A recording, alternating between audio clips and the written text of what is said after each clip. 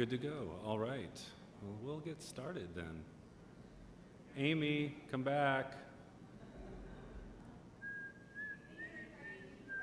All right.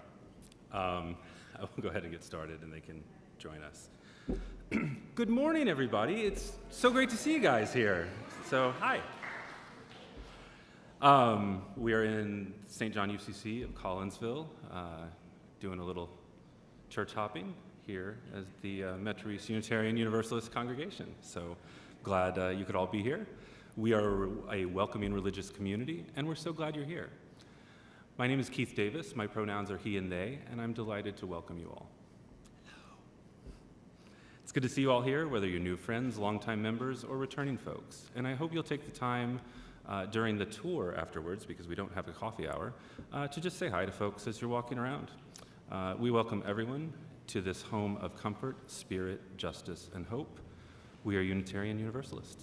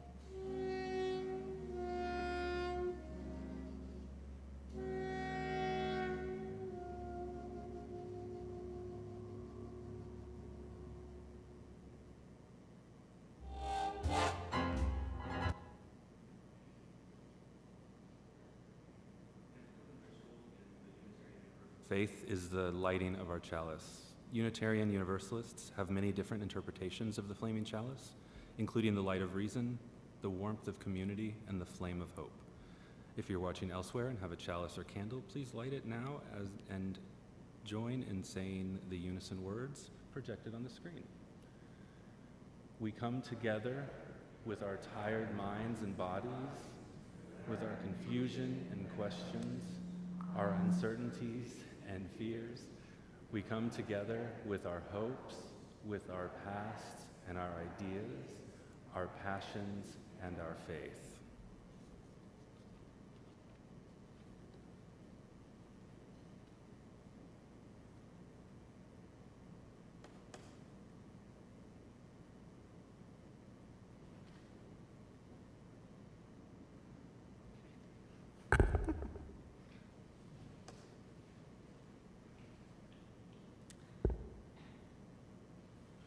Good morning.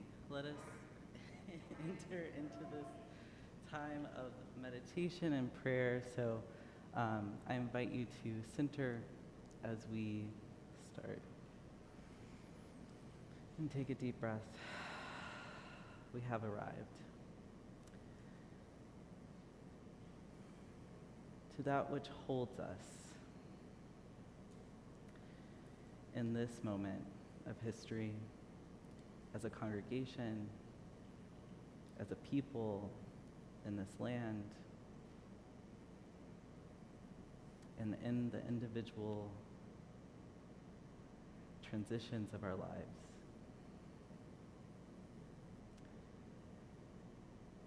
May we be a people who know who we are and what we stand for in this time of the wilderness time, of transitions, of unknowing what the future holds. Let us be a generous people who show the care we know is there for us. May we be a kind and silly people. When moments of despair, grief, and mourning come our way, may we hide each other and protect each other with our friendship, with our common community. May we be this community together today. Amen and blessed be. So I invite you to take a moment to greet someone you don't know as well this morning and to make a new connection. And then we will sing our first hymn.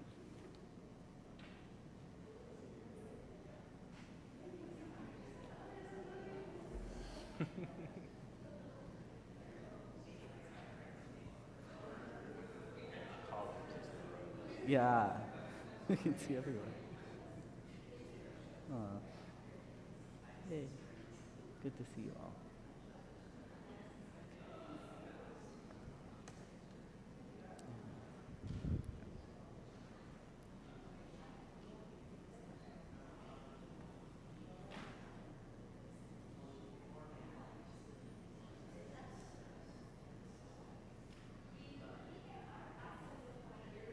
Yeah.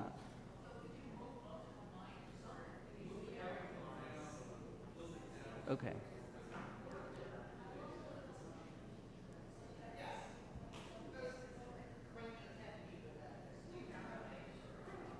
I do. Yeah. It might just need. Yeah.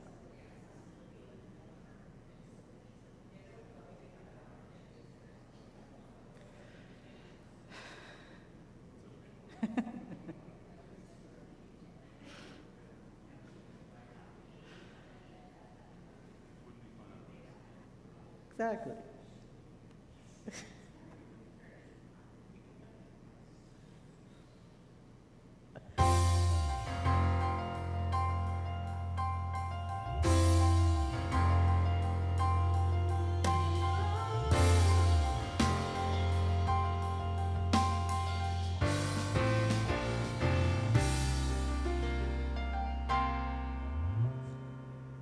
Morning has come,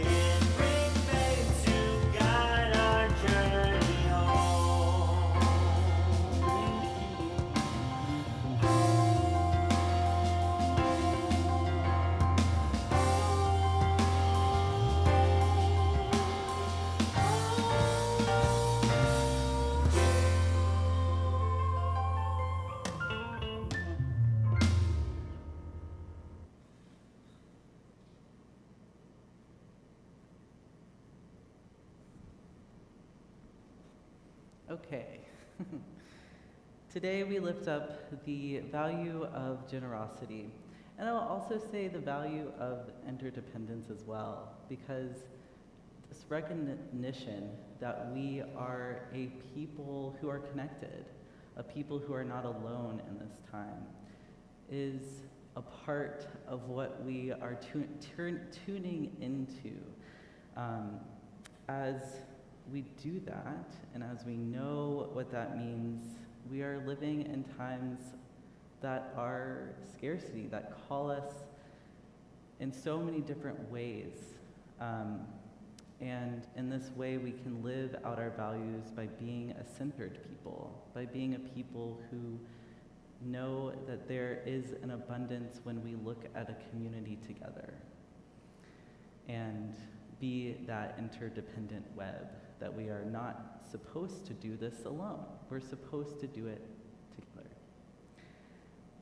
So with that, I will hand it off for our reading today.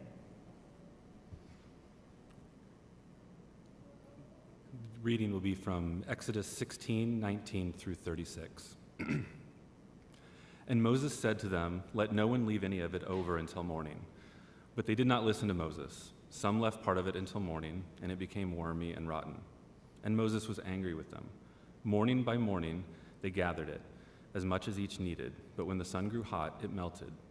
On the 6th day, they gathered twice as much food, 2 omers apiece. When all the leaders of the congregation came and told Moses, he said to them, "This is what the Lord has commanded. Tomorrow is a day of solemn rest, a holy Sabbath to the Lord. Bake what you want to bake and boil what you want to boil, and all that is left over put aside to be kept until morning." So they put it aside until morning, just as Moses commanded. And it did not rot. There were no maggots in it. Moses said, "Eat it today, for today is a Sabbath to the Lord. Today you will not find it in the field. 6 days you shall gather it, but on the 7th day, which is the Sabbath, there will be none." On the 7th day, some of the people went out to gather, and they found none. The Lord said to Moses, "How will you refuse to keep my commandments and instructions? See, the Lord has given you the Sabbath. Therefore, on the 6th day, he gives you food for 2 days. Each of you stay where you are. Do not leave your place on the 7th day." So the people rested on the 7th day. The Israelites called it manna. It was like white coriander seed, and the taste of it was like wafers made with honey. Moses said, "This is what the Lord has commanded. Let an omer of it be kept throughout our generations in order that they may see the food with which I fed you in the wilderness when I brought you out of the land of Egypt." And Moses said to Aaron, "Take a jar and put an omer of manna in it and place it before the Lord to be kept throughout your generations. Just as the Lord commanded Moses, so Aaron placed it before the covenant for safekeeping. The Israelites ate manna 40 years until they came to a habitable land. They ate manna until they came to the border of the land of Canaan. An omer is 1/10 of an ephah, so keep that in mind. All right, there we are.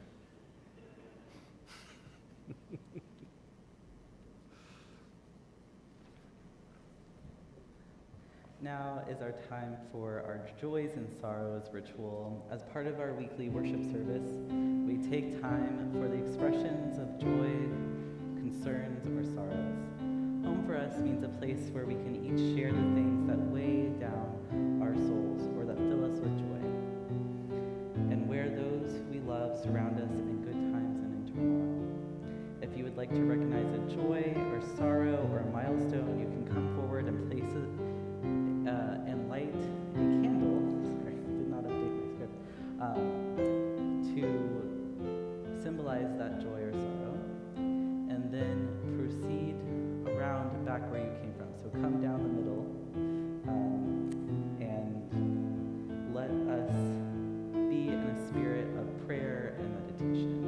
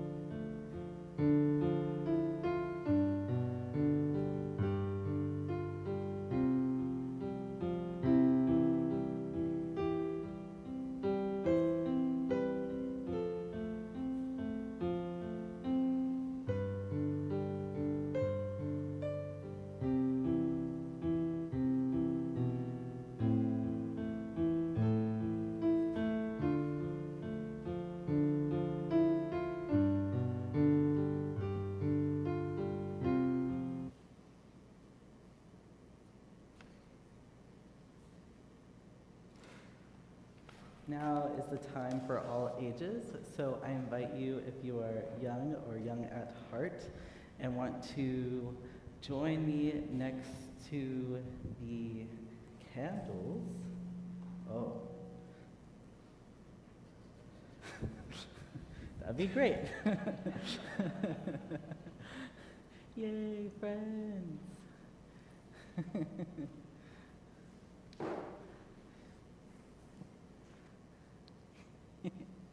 Okay, so for today's wisdom tale, we are pulling on the tradition of an Indian Buddhist wisdom tale. It's called Indra's Net. So,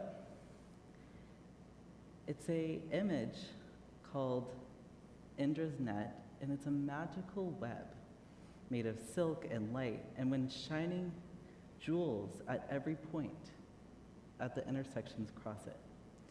Like our UU faith, it reminds us that building, belonging, and generosity requires noticing and caring for each other like a spider web. A long time ago, one quiet evening, after a long retreat, the Buddha and his students were gathered together in a peaceful garden. One of the students looked up at the stars and asked, "Teacher, what is the world really made of?"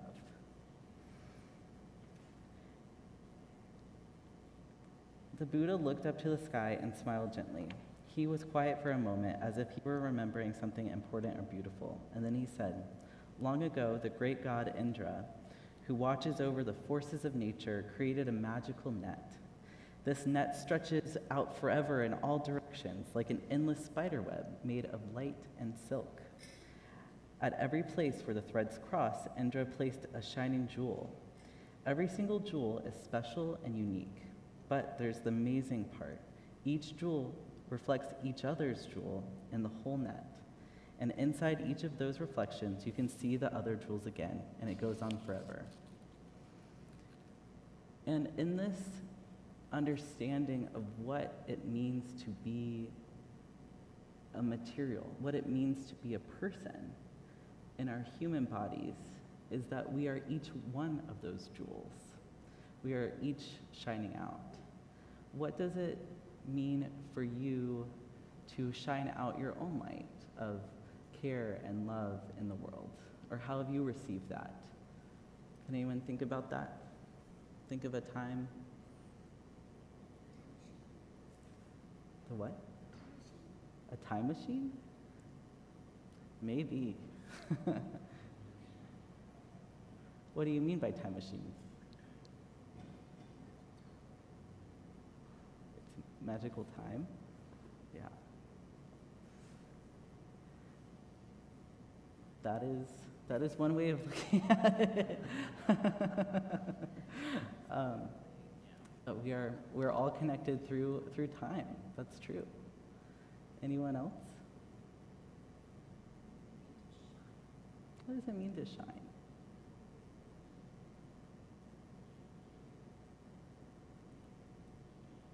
Yes? To shine your light on others is like, if you have a happy emotion, share it with others, or even like sad emotions. Yeah. So that people can feel more like connected and more of like a community. Yeah. So there's a connection between us when we share our feelings, even if they're happy or sad, that both of them are shining. I love that. Anyone else? Yes? Like building people up, like shining out your confidence in other people. So when we trust another person and see the beauty in the skills they have, and we build them up and we speak that into them. I love that. That's how we see each other's light and shine. Well, thank you for joining me on up here. This was great to reflect with you. You can go back.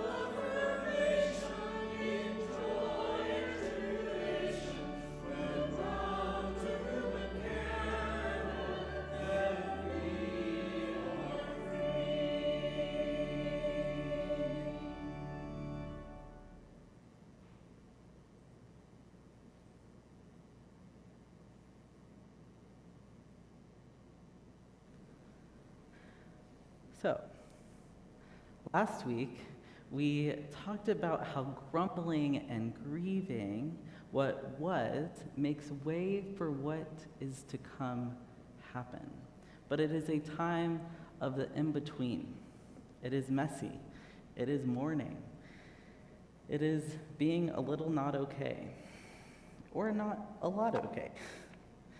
We chatted how the people of Israel who are making this journey in Exodus out of oppression and into liberation are making sense of who they are in the wilderness place.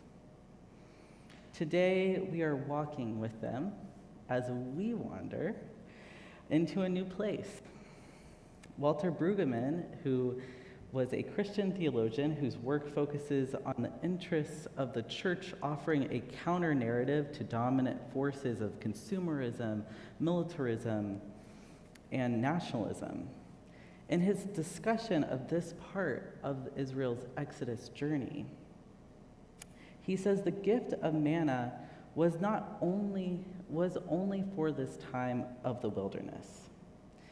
The authors of this story say manna disappears when they reach the habitable land. So it is just for a time. I'm interested in this link. In times of wilderness, there is a special provision made for things to come through. And I would say, as a people, as a country, as a world, we are in those times. But we are also in those times as a congregation. I think about, as history has a longer lens, we are still coming out of the pandemic times. We are still coming out of a post-World War II time. We are still emerging out of this and asking the question, what does it mean to be a human species who can withstand the nature of war, who can see each other in our wholeness instead of what makes us different. In the time of the pandemic, I think about how in record time there was a vaccine made. All scientists across, no matter the nation, it was a global struggle to find and to make it accessible. And I think about that as provision. That is when us as humans can look around and say, we need something to make this better. How can we focus all of our attention into making that possible? That is provision. And I think about the places that have opened their doors to us as we've tried to figure out where we as a congregation might go. They are our manna. They are the provision that this universe, that this pattern, that this place that we're in and understand is the web. We are those jewels. So, if we understand this time for us to be in this pattern of wilderness, it's not forever. The manna only shows up when it's needed. And what does this do? Last week we talked about how manna is this teaching for how to be a community who shares. This week I'm reflecting on Brueggemann's interest in manna being a balm, not for rugged self-sufficiency, there is notes of that, but primarily for conditions of despair, need, and anxiety, to match the nourishment of the food to a meaning of value, that there's a self-esteem that this is not it, that they are not going to just perish in the wilderness. When we live into our values as an interdependent web of life, we get to be each other's manna, to not hoard, not only because that isn't kind, but it's also anxiety-inducing. It's planning for a future we don't know will come, right? So with Israel in making their Exodus journey, they were trying to store it up. They were trying to say, oh my goodness, like, I don't know if this is going to be here tomorrow. I need to make sure that there's enough in my jar. But one of my teachers and mentors who practices Buddhism walks to the store every morning to see if there's food, to see if there will be enough, to see what will be on her counter for that day. And I wonder what it would mean for us to live in the interdependent web more fully, to trust that we have each other's back, that there will be enough. And if there's not, we will know what to do then, right? It's not just going towards the resources, it's also knowing that we are resourced as a community. Because we aren't living in this time of anxiety together forever. We're living in it for a period of time. So when this time of wandering comes to an end, what do we do? Place the manna in the jar and put it on the altar so we can remember that when in the wilderness things come, and it's our right as an interdependent web of beings to know that we are the jewel, as we heard in our Time for All Ages. So Walter Brueggemann concludes about the measure of bread placed in the jar is solidified into a sacramental memorial. Now the dispute about the bread has disappeared. A measure of this bread is placed into a jar to be preserved and witnessed to in perpetuity. It is to be kept visible and seen by Israel through generations as a witness and reminder. Happily, the memory that inhabits the jar is selective, corrected memory. According to the text, the jar of manna does not allude to the hoarding that violates the provision for the dallianus, nor does the jar refer to the Sabbath violation against the provision for rest. Rather, the jar is a positive testimony. It attests only to the generous fidelity of Yahweh in the wilderness after Exodus. It asserts that bread is given, that God is faithful, that life in the wilderness is possible, and that Israel is safe. It is a memento, it is a sacred object to remember that we are not always going to be in the wilderness, that we are safe even here, even in the wilderness, even in this time of unknowing. We can already know that we are safe, that there is enough. And I think that this teaching of memory, I mean, it goes again to our chalice of what we put on our altar together, because it's a symbol of, to those, a chalice with a light in it, to those fleeing Nazi rule, as a safe place to come. And we've adopted that symbol to be a sacred symbol because we are that safe space for those who need protection, who need to feel at home where there is no home. In this way, we are already holding on our altar that knowing, that way, that there will be a way when it feels like there's no way. And that we carry with us. So I was wondering, how might we hold this image of safety while we're still on this journey? We are not alone in the search for safety. Our ancestors have done it, have been searching in wilderness places and have found rest. It has gone before us. So we too must be a people who faithfully, trusting that there will be a communal place for us, no matter what it looks like. And I also think that it's a communal element, but there's also an internal element to this too. Howard Thurman has a meditation entitled The Inward Sea, which will be my closing words today. And he speaks of the inward authority to only allow what we truly desire to be on our altar. So we have the authority or the inward knowing that we could let anxiety get to us. We could let despair get to us. We could let mourning get to us. and be on our altar. And we might need to go and seek help with others or trusted people to say, I think this anxiety is on my altar. How do I get it off? But we can be a people who know that this is a season, that this is just a part of the sea. It is not the island at which we are on. I wonder if this wilderness time of provision can be what is needed to break our old patterns of scarcity and self-reliance, and maybe choose to live into an affirmation of being a part of the whole, that we are not alone, that we do belong, no matter where we are. So may that be our truth for today, our invitation.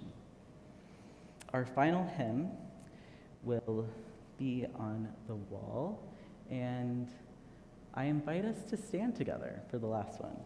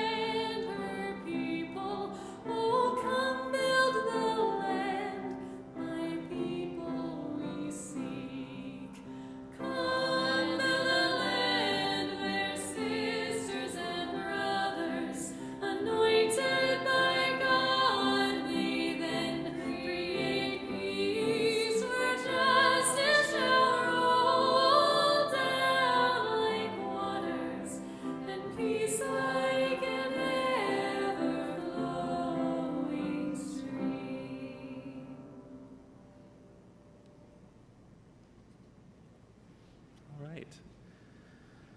So as Robin passes around the offering basket, thank you, Robin, I offer a gentle reminder that our nomadic community of faith is sponsored only by our generosity.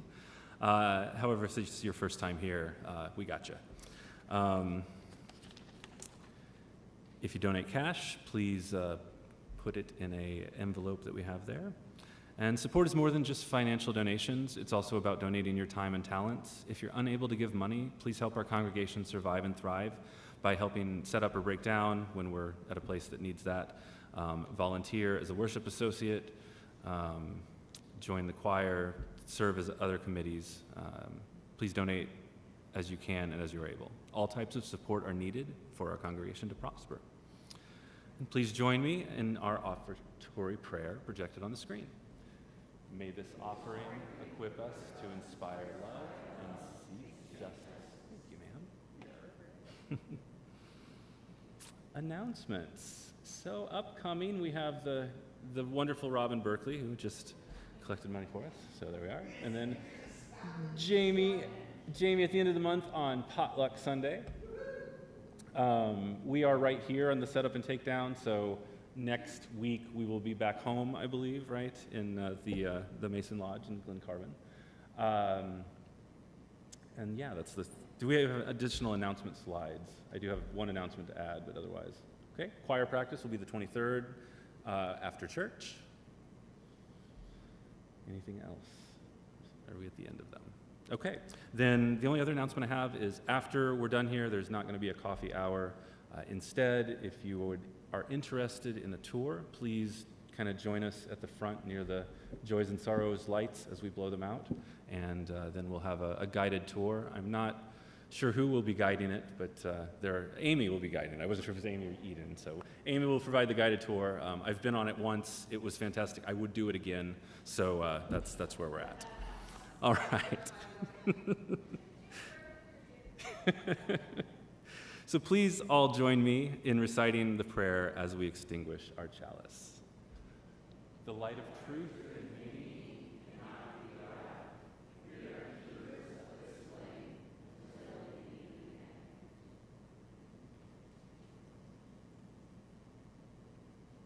Closing words by Eden.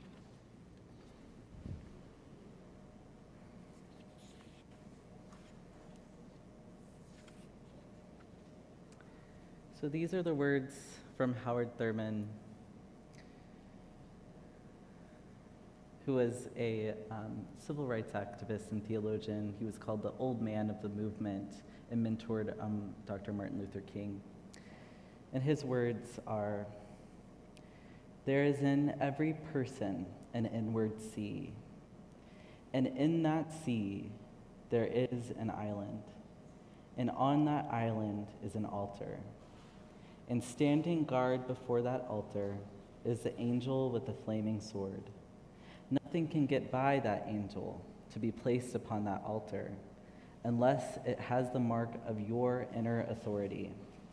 Nothing passes the angel with the flaming sword to be placed on your altar unless it be a part of the fluid area of your consent. This is your crucial link with the eternal." Amen and blessed be.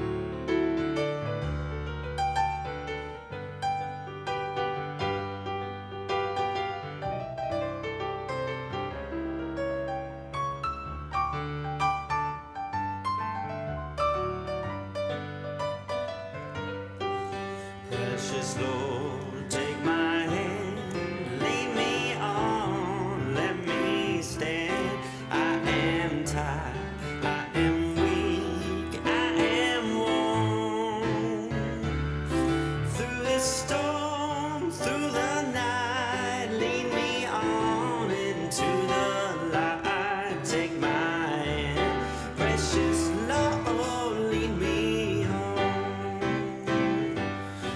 when my way grows drear. Precious Lord, linger near when my life is almost gone. Hear my cry, hear my call, hold my hand lest I fall. Take my hand, precious Lord, lead me home.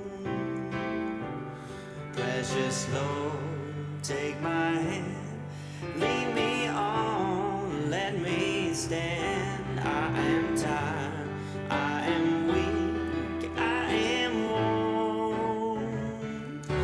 Through the storm, through the night, lead me on to the light. Take my hand, precious Lord, lead me home. When the darkness appears and the night draws near and the day is past and gone, hear my cry, hear my call, hold my hand lest I fall. Take my hand, precious Lord, lead me home. Precious Lord, take my